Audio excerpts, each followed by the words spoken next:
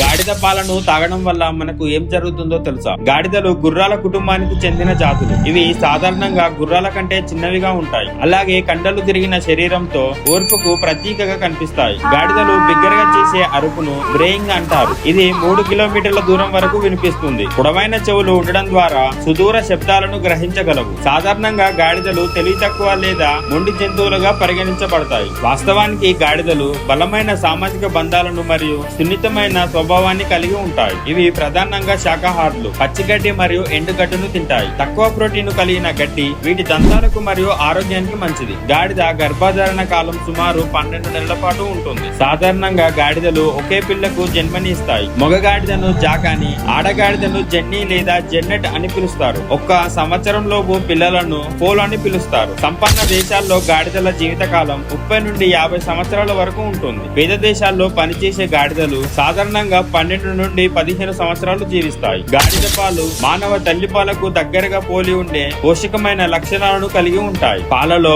విటమిన్లు, ఖనిజాలు, ఒమేగా 3 మరియు ఒమేగా 6లు పుష్కలంగా ఉంటాయి. ఈ పాలను ఆరోగ్యానికి మరియు చర్మ సౌందర్య ఉత్పత్తుల తయారీకి ఉపయోగిస్తారు. గాడిదలను చిన్న చూపు చూసినప్పటికీ వాటి జీవన విధానం మరియు ఓర్పు మనిషికి ఎన్నో విషయాలను నేర్పుతుంది.